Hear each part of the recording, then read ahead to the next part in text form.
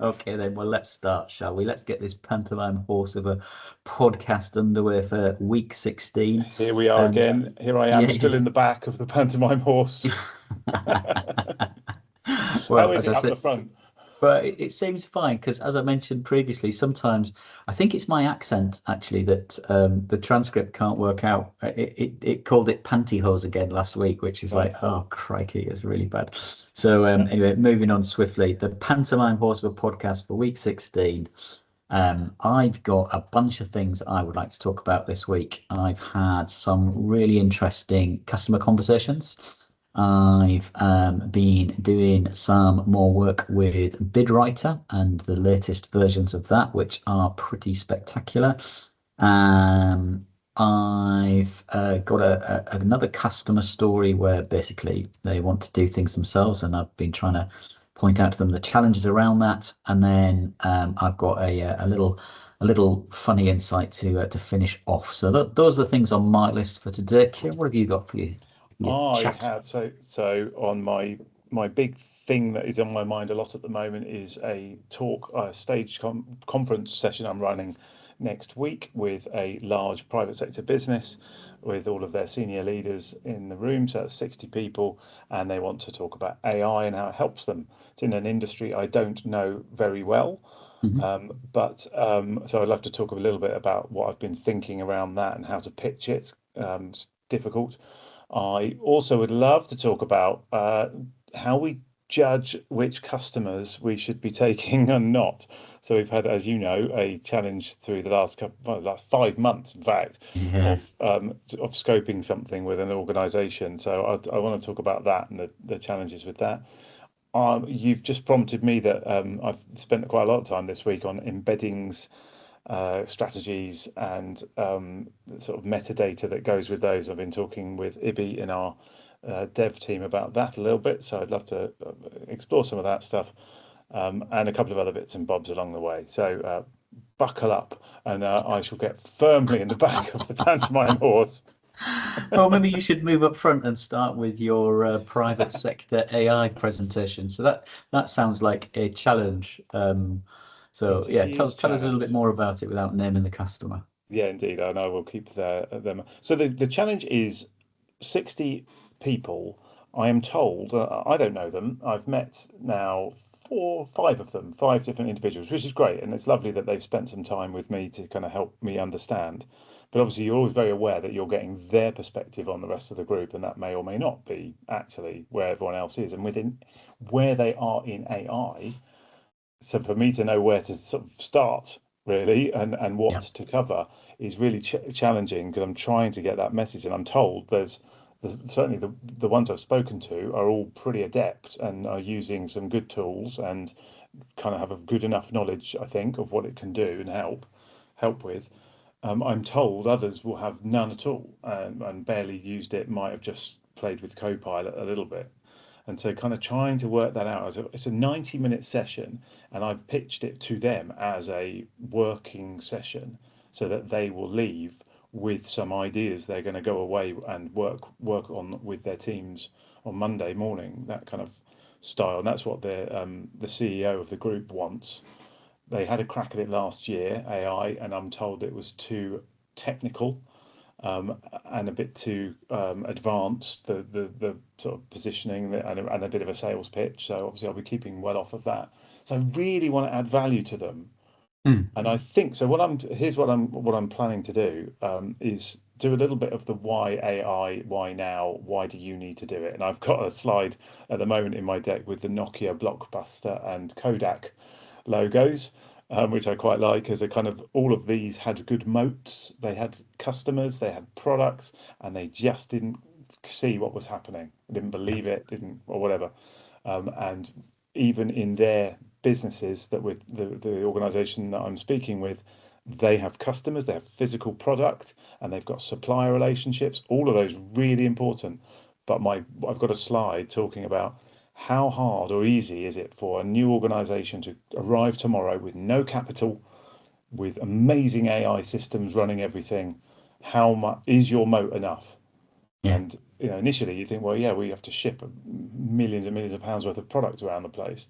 Well, okay, But your supplier relationships and customer relationships, they could be presumably quite easily disrupted by someone that had a lot more data, a lot Yeah. faster data, a lot more personalized approaches. So I'm going to do that. Then I'm going to spend a bunch of time on use cases in their sector, which I've done with some AI research around what's going on right now. I'm going to show them a couple of things that we can do on KnowledgeFlow that will, I think, play to what they have to struggle with every day. That's the bit I don't normally do in any of my talks is sort of going out there on, and there's 22 different use cases on a matrix. So I've got that kind of feasibility versus business impact. So you've got some really advanced stuff, but really some really basic things as well, like meeting Yeah. summaries and that sort of world. So I want to kind of get across some of that, but I'm kind of worried about that section as well because I want them to use it to stimulate their thoughts, not see it as a list of things they've got to choose from. And Yeah. I'm hoping that I can get that across because my experience of that is people aren't very good in the space of kind of like hearing a story and thinking, ah, hang on, if you applied that to this bit of my business, that would be amazing.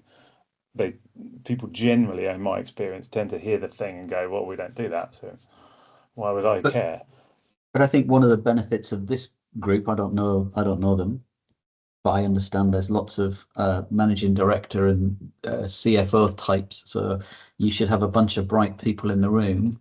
And in every cohort, there's going to be some who get it and some who don't. There'll be a bell curve, and appealing to those. I think it is a difficult pitch when you got something like that, especially in a how should you say, more traditional industry, which isn't necessarily used to that kind of disruption. But if some of the guys are already using tools and doing things, then you're going to have some bright people.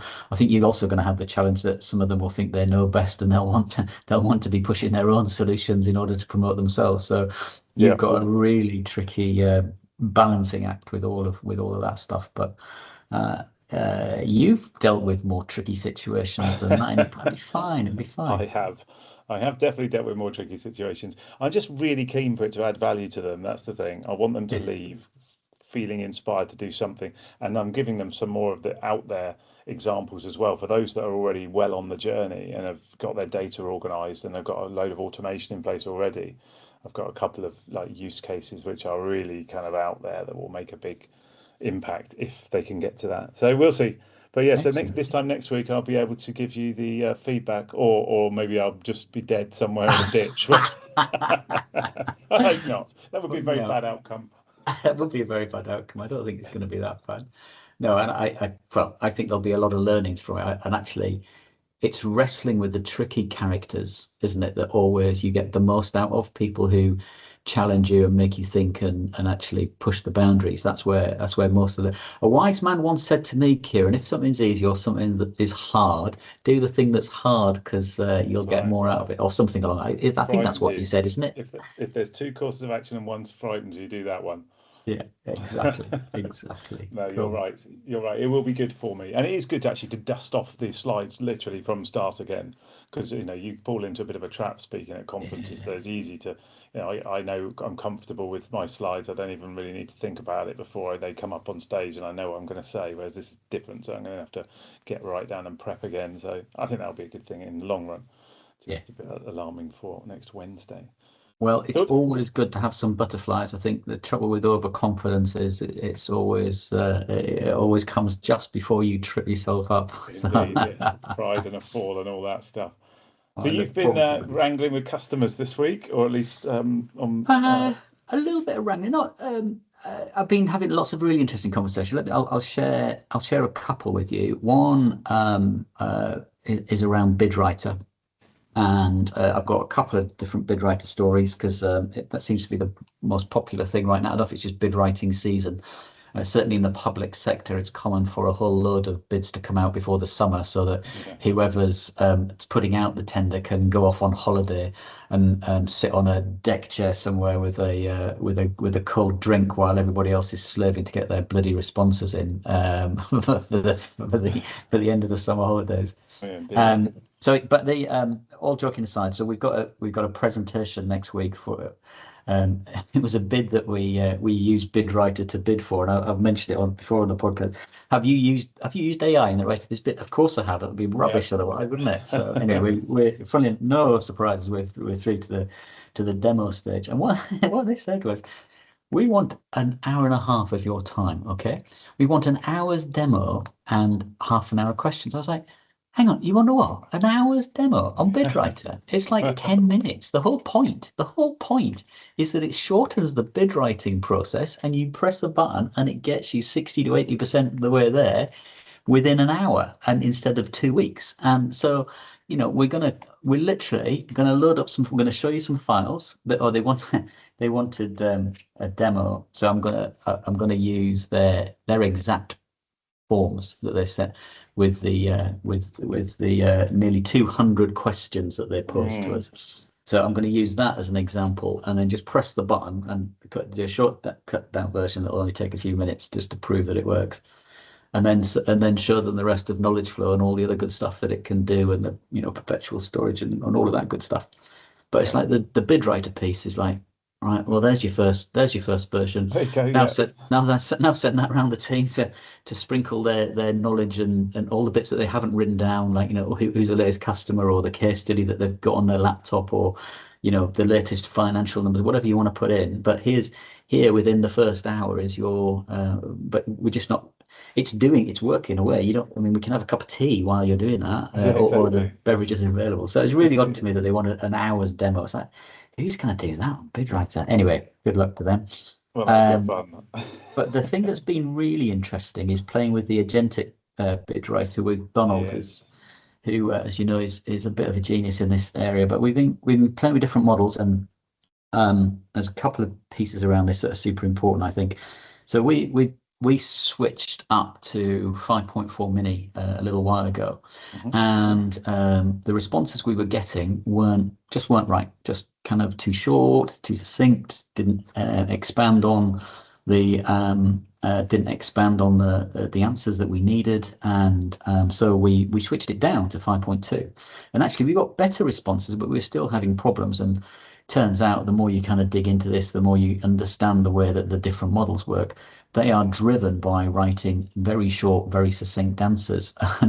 And so, for example, there was a question for 2,500 words, and the first answer I got back was like less than 900. So it used less than half of the word count. And I was like, why didn't you go? I specifically told you to go up to the word count. Why didn't you go up to the word count? He said, because long answers can be waffly, and I was writing it to be succinct and clear. I was like, yes, but you haven't included all these examples and things, and why not? And well, I can include those if you want me to. Yes, please. Why do I have? So you have to fight with the thing in order to get it to do the thing you actually want it to do. But the models, the difference in the models was really interesting. And if I compare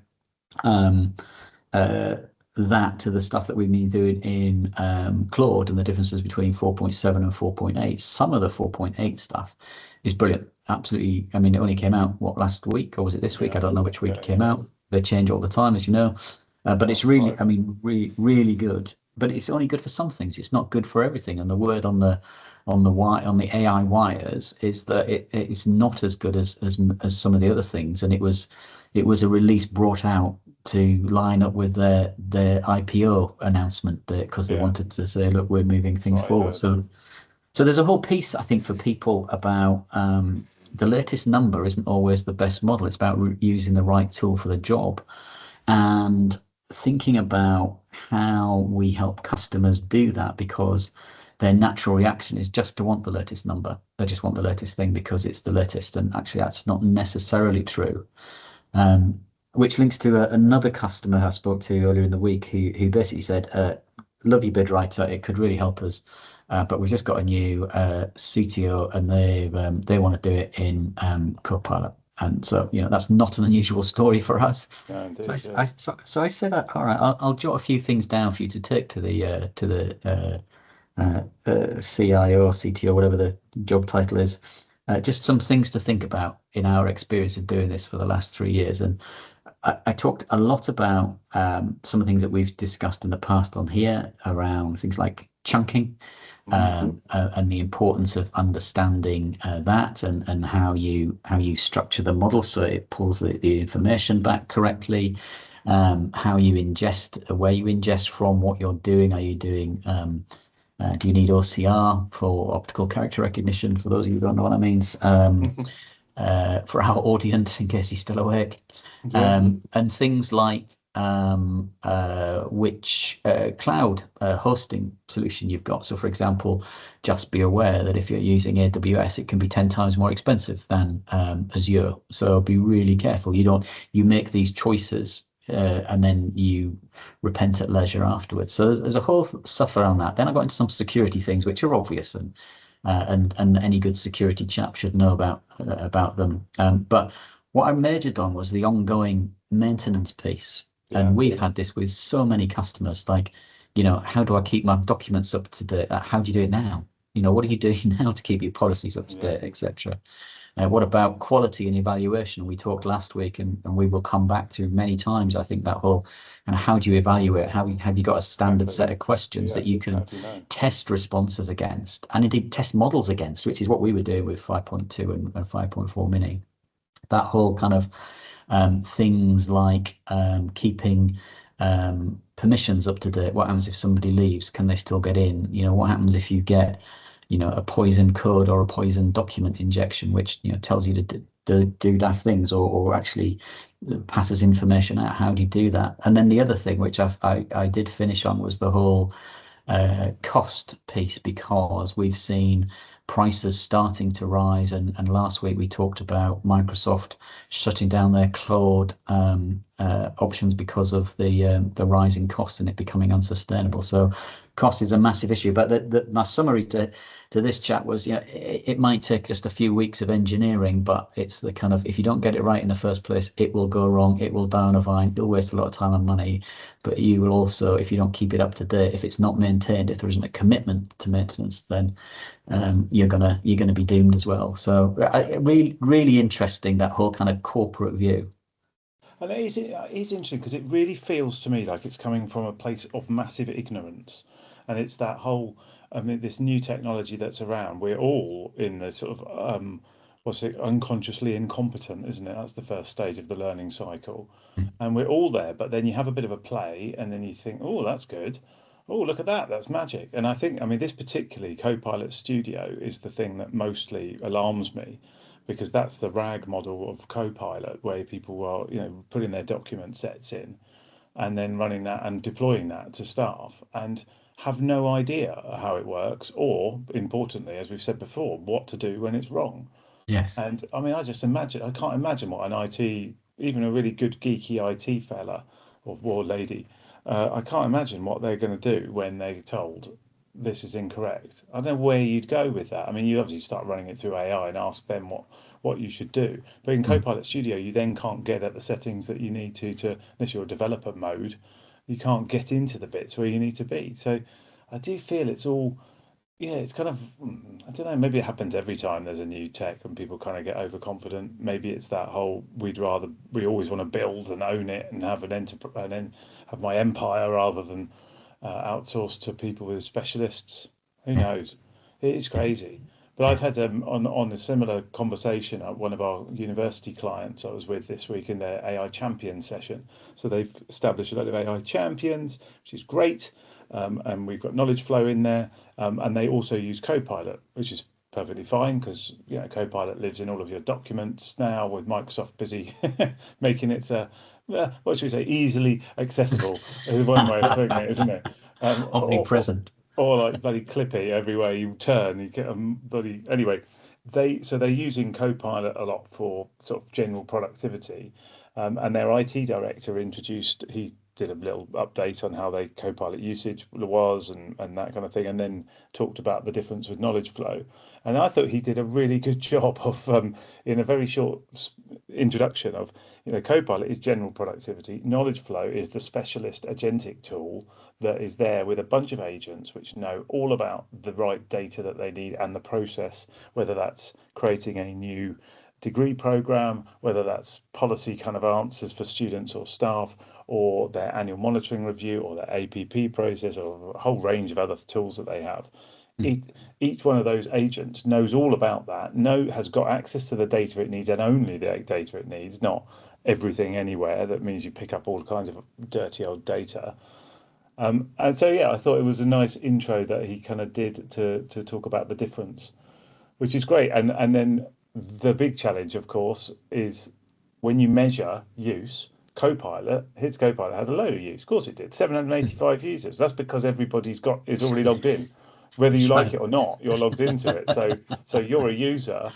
Secondly, it's all over everything, so you only got to touch it by mistake or whatever. Which I do all the time. I don't. Me too. If you try and write an email or something and you click slightly the wrong place, it opens up Copilot. It's like, Yeah. go away! I just wanted to bloody type.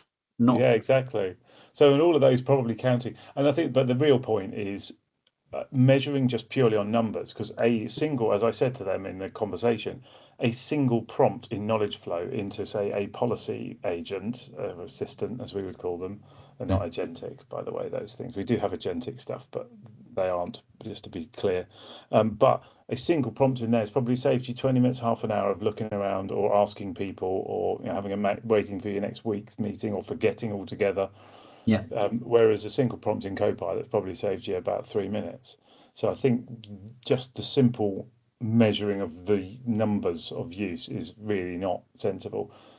And I think the interesting thing, I think I read something about this morning, is we need to get to the point, which CFOs are already at now, I think, or getting there, of measuring the outcomes and the impact. It isn't about how much use have we got and how many tokens have we burned, and isn't that great? It's, are our staff staying and liking their job more? Are they more productive in their job? And are we delivering better outcomes for citizens and customers? That's the real measure. And I think if and when people get to that point, that's when KnowledgeFlow is going to show itself as the platform you need to be on. So I really think so. But on your pricing, just quickly, I think I touched on this last week about token costs in Claude, and this is a real problem for Claude. Is there is an organization, and they have remained anonymous, and you'll see why in a second. They burnt $500 million of AI tokens in Claude in a month because they gave all staff access to Claude, and they had no restrictions, and they did not set a limit on their account.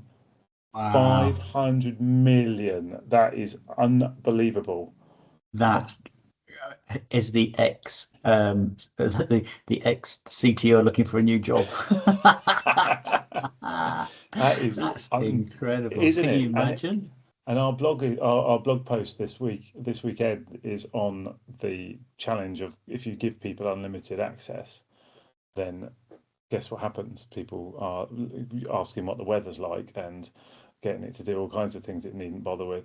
Yeah. But really. What should I get my wife for her 60th birthday? That was probably a really good use. yeah, but whoever's in charge of the payment doesn't want to be paying for that, do they? That's just an incredible amount of money. At what point did the alarm bells not start going? Because actually, presumably when the invoice arrived. well, we get trigger warnings, don't we? When we go above a certain amount. We have trigger warnings, and we have a kill switch. Level. Yeah, we'll stop at a certain burn on our clients' ones. Did you just? I tell you what, let's just put it. We'll put it at $1 billion, shall we? Maybe that was it. Yeah. Who does that? It is crazy. Crikey. That won't remain secret for long. We're back into the world of ignorance, where someone has said, we can do this, we can get a Claude license, and then Claude Enterprise license, and I'll have it in. Look, it's magic. And just, the first things we do is like data retention, for example. How they're legally required to define how long you're going to keep your audit logs for. Yeah.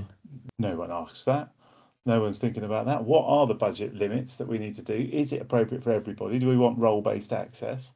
Loads of questions you need to really think about before you suddenly smash something into. Well, there you go. They've learned a very valuable lesson. I imagine they'll be very good if you ever wanted advice on it. That's right. There's a book and a film about that somewhere. Indeed, yeah. So you share the news of our wonderful Claude announcement. Well, it's all Donald, really, isn't it? He just does these things and he doesn't bloody tell us. And then he goes, ta-da, here we are. We're now Claude partners. That's fabulous, Donald. A, when did you decide to do that? And Yeah, B, what does it mean? yeah. We don't know. Yeah, he's still going through the training program. I remember, and he sent a great little image of somebody flicking through pages really quickly, trying to read to catch up. So yeah, we're not quite sure what it means yet, but I do think it is super important for us to be able to do that model switching within KnowledgeFlow. I get asked about it on a weekly basis, probably you do as well, but that whole kind of, what's the best tool for the job? And actually, if we could have a governing agent sitting above and then choosing between OpenAI or Claude or whatever else. Interesting enough, I don't know whether you heard any of this stuff on the AI wires this week. But our guru Nick Jones said it's a two-horse race, and it's really interesting. It's not so long. He was talking about Google and Meta. He dropped Meta quite a while, stopped talking about Meta quite a while ago, but he loved the whole kind of nano banana and the Gemini stuff when it first came out. But he stopped Yeah. talking about it, and he used the words two-horse race this last week, and it made me just sit up and think, if that is the case, that's really interesting. It's just between Anthropic and OpenAI, and loads of, I mean, as much stuff as you can read, as you ever want to read on this topic on the internet. But talk of mythos already being used in cyber warfare, even though the US government's declared them a threat to national Is security. that right? Yeah. Yeah, so they're kind of, gosh, double standards, double counting. I don't know how Yeah. whatever you want to call it, but Apparently the mythos thing is one of the rumors are the reason it's not released is they've got the security concerns, but is there's just not enough compute to run it, yeah. and so they're trying to limit who can have it for now. It's interesting. I expect there's a lot of truth in that. But people will be seeing that already. I'm sure that is true. I mean, the compute to run these things is massive, and I do get kicked out of Claude on a regular basis. It says you've run out of tokens for today. Come back tomorrow, and or upgrade to a much more expensive enterprise Yeah, version. And actually, I think that is the bit that people have just, they've taken the whole it's kind of free or it's nearly free too literally, and the prices are going to go up massively. I've said that before on this podcast, but I think it's just something that we and our customers need to be super aware of, is that this stuff isn't free, and it's going to get more expensive. And I think the real challenge for lots of organizations, especially those customers who, should we say, are a bit more challenging sometimes, and the ones that are AI deniers or even AI curious, they're going to get left behind by those who invest in AI and the whole speed thing. You mentioned it already. yeah. But I do think the speed kills. It definitely does, and keeping up to date is so important, and people just ignoring it is absolutely the wrong thing to do. But then No, I indeed. would say that, wouldn't I? But I Well, I believe think it to you've be got to true. have the strategy now. That is what I mean. The point for that talk I'm doing, I do next week, is that you've got to have a strategy, and your strategy might be move slowly. We're not going to do anything this year, or that's fine if you want to say that. I don't think it's fine, but it's at least a strategy. And I Yeah, think you've got to now decide what is the part AI can play, and how are you going to go about looking at your business yeah, in a way that, frankly, a disruptor can turn up and go, right, thank you very much. We yeah, can do anybody shipping electronic stuff, anything that could be shipped by easily by either because it's yeah, software or just knowledge or whatever. I mean, all of that yeah, stuff is just hard to see how that survives. You yeah, just have someone turn up with a better version of it with more personalization, probably. That's that whole thing we've talked about before about being able to, instead of here's the training, you can have here's the training as it applies to everything you do. yeah, And that's like we can do that now, right this second, and it'd be amazing. yeah, And so what I don't know what the future of that kind of world of trainers that are just given blanket training. yeah, Run this thing, and it will know all about your business, yeah, and the training will be exactly personalised to the things you need to know. yeah. I think if we can crack that knowledge layer, the knowledge graph, context layer, yeah. the context layer we talked about, the the ontological knowledge graph of Semantic taxonomy. semantics. Yeah, that's right. Yeah. I got into trouble today at stand up on that. Oh, did you? As you all know, I was well, Ibby. I was talking to Ibby Oh, about it yes. No, you did. Yeah, yeah. I I know know what you're going to say now. I flooded Donald with all kinds of things, and I was chatting to Ibby about it and just said, look, just have a little think. You don't need to talk about it yet, and I'm not asking you to do it, but. And then in stand up, he said his number one priority today is working on the knowledge graph, and then Donald's eyes were like, what? I'm going to get, no doubt Donald will shout at me later, but and deservedly, I deserve that too, I'm sure. Don't worry, he's been shouting at me all day about the agentic bid writer. I keep going. I'm And sure. another thing, can he just do? Oh. Actually, and that's a problem. That's a problem for us, and it's a problem for our customers, isn't it? The customers who keep going, and can it do this other thing? Well, And can it do this other thing? let me tell you about my frustrating customer. Though I'll obviously have to keep this very Secret. vague. Yes, indeed. But so back in January, I think it was, when I met a customer that was wanting to do something that involved a RAG AI assistant being publicly available, and I was like, great, yeah, no worries, that all sounds pretty straightforward. And they were like, well, can you give me an idea on costs? I was like, well, how many people will use it? Well, I don't know how many people will use it. Well, I mean, I can't really tell you about how much it's going to cost you, can I? And then I well, can't you just give me an idea? And I was like, well, I can give you an idea. So I've given them an idea. Anyway, 5 months later, and I've been to various meetings with them. I've given them, we've created a demo for them. I have explained to them how they should run a steering group session, and then joined that steering group session on how they could best gather the information they need for this thing. I've days and days of work as part of a kind of sales cycle. And it seems to me every time I give them something else, they then go away and talk to other people about that thing. So they're kind of using free consultancy advice from me a lot. I don't mind, because I'm happy to help, but ultimately we're obviously here running a commercial business. We can't afford to spend days and days with people. Loads of questions back and forth. And then eventually it was like, right, can you quote against this? Here's our statement of work. I always am frustrated at that point, because it's like, well, I've showed you what to do, talked about it. You've now written it back clumsily with some other things which are really difficult, and you now want me, instead of sending you a standard proposal, which would be quite simple for me to do, I now got to rewrite a proposal in a way that answers your question. So I'm always frustrated in that. And then anyway, so yeah, I have taken the view that we will need to charge them more.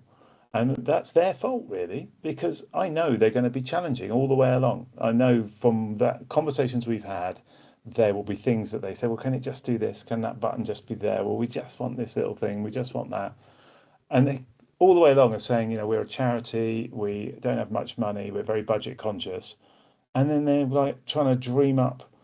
I actually said to them in the last meeting that, you know, if you want to be low cost, you need to take off the shelf, and KnowledgeFlow off the shelf is amazing, and we'll do everything you're talking about. But the fact that you want it slightly branded like this, or a button over there that says that, or an ability for this thing to happen, is all stuff that adds complexity. And anyway, so we'll see where they go with it. But yeah, it'd be nice to work with them. I'd like to help them with what they're doing, but we need to price in the extra time they're going to cost us, because otherwise it's going to be a horrific experience for both sides. Yeah. And we'll both feel we'll both have a bad experience. So let's see what they do, and if they choose not to, well, that's fine too. And at one point I advised them to get a contractor and build it themselves, because they wanted no vendor lock-in. That's in their statement of work. So they wanted to be able to build it, and then at the end of whatever period of contract, lift it and take it somewhere else. And I said, I genuinely don't know how you would do that. Yeah, because it's like we're going to have put all the embedding stuff across it, and the way that we do all of that, our settings. How do you just take that and? Well, what you need to do is you need to create your own leading AI company, and then go and find the developers and the CTO and get them to do it. For a charity that claims to have no money, I suggest that's not possible. Back to your ignorance thing, you know, it's kind of, yeah, I guess they are trying to educate themselves, but I also I am 100% with you on the kind of we need to be careful about the customers that we take on board, because if we deliver a bad experience, it's the old adage, and it takes takes ages to create a good reputation, and minutes to create a bad one, and when Yeah. we can't afford for anyone to be saying bad things about us. So I think we do need to pick carefully, and lots of the advice you get is around picking your customers carefully and not just taking on anyone. And I think because AI is such a tricky topic, and by that I mean it's potentially organization changing and threatening for lots of people.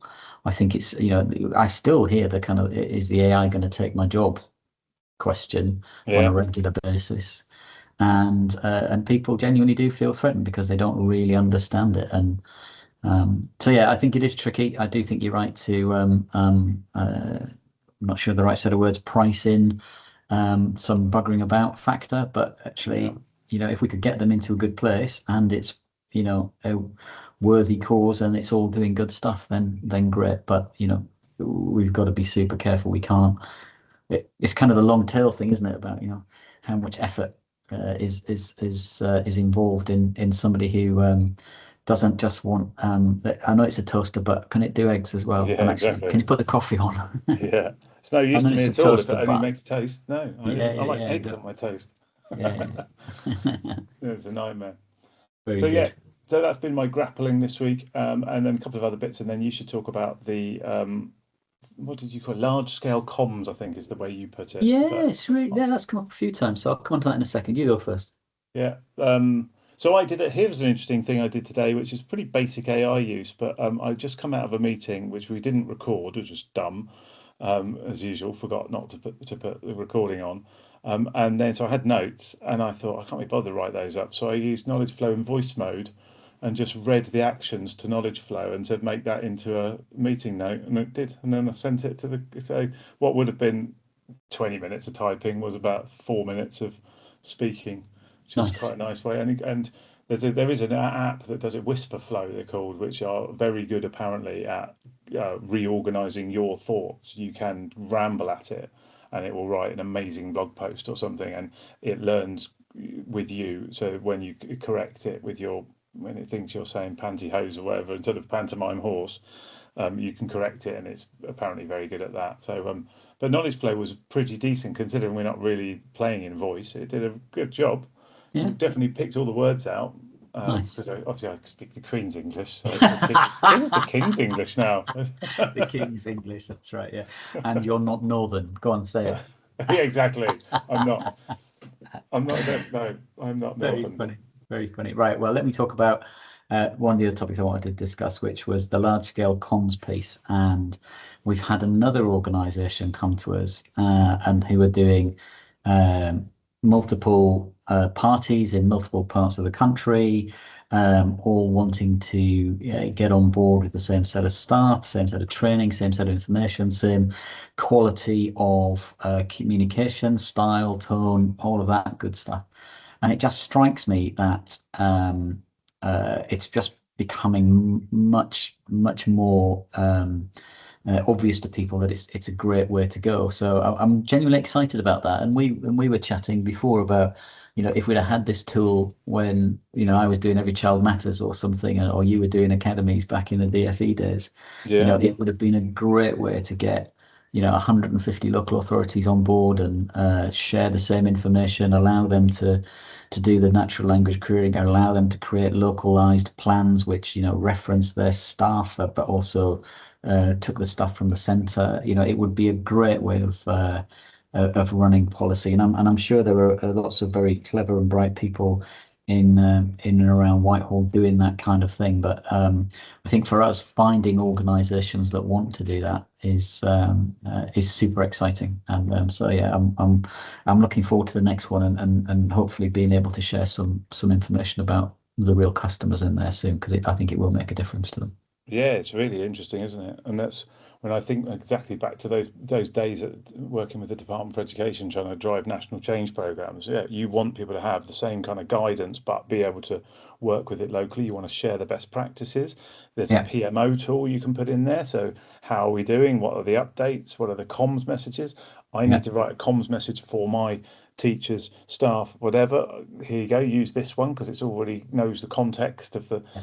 It's an amazing potential that KnowledgeFlow could offer in that place, because you can have a single organization at the center kind of driving the data that's inside it. That becomes the single version of the truth for everybody that needs it. And as you say, localized plans drawn from the national kind of requirements or central requirements, but taking on board your local context as well.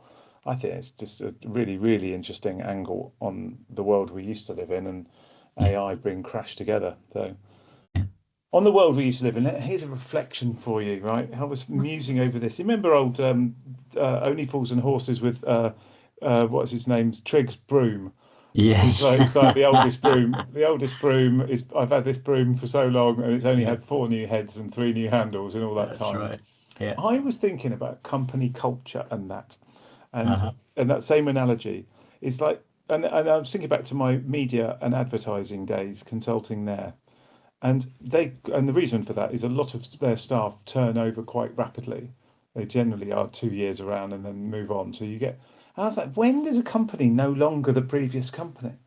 When is it Triggs Broom? And I was like, and what does that tell you about culture, really? Because that whole kind of change the culture thing, everyone wants to do the hardest thing to do, and yet somehow it grips an organization, because I don't want to name any organizations, doesn't really matter, but the culture is very similar 10 years later than it was, even though you've probably only got 3 people that are still there. So what's going on? Anyway, there you go. Something to muse over the weekend. Okay, I will. Speaking of culture, I've got a final little story for you, which amused me a little yesterday. So I interviewed someone for a finance job, and I'll let you into a little secret to our audience. If anyone's ever on this podcast going to be interviewed me, I always start with the same line of hello, nice to meet you. I've got some questions for you, but it's only polite to let you go first. So what questions have you got for me? And if they haven't got any questions for me, that tells me all I need to know. But anyway, this person did have some questions for me, and the very first question off the bat was, how has remote working impacted your revenue and culture? And I was like, what? Those two things aren't natural bedfellows, revenue and culture, are they? Has it really? And I was like, hang on a sec, as a finance person, you should probably know that remote working is probably more linked to cost, because you don't have an office and people aren't commuting, and so you could argue very clearly that it brings the cost up, but not the revenue is really interesting. And I said, I don't really understand where you've got that from. Did you use ChatGPT to write that? And the person went, oh no, I made it up all on my own. And then I thought, if you really did make it up on your own, this isn't the right place for you. And if you did use ChatGPT, this definitely isn't the right place for you. But yeah, just they did have some other questions which were clearly they had thought about, but there was 2 in there which I just thought, you've just made these up, and you've just taken the first things out, and you've just thought, yeah, that's good, that'll get him. It did get me. It got me in the wrong way, and it didn't get you a job. So thanks very much. Yeah, be careful what you wish for. Yeah, that is interesting. That is AI slop at work, isn't it? It's like, AI slop, great, exactly. I'll ask that. That sounds important. Correct. I'll ask Yeah. that one. This'll bamboozle him. Yes, it will, but in the wrong kind of way. So yeah, interesting. There you Well, go. I will watch out then if I'm ever being interviewed by you. Hopefully that won't happen. Yeah, I don't think it will. I think you'll come with better questions. You always have very good questions. You always put effort into thinking about things beforehand, and you're very good at that. So there you go. On that, on that blowing smoke up your backside comment, I'll let you go.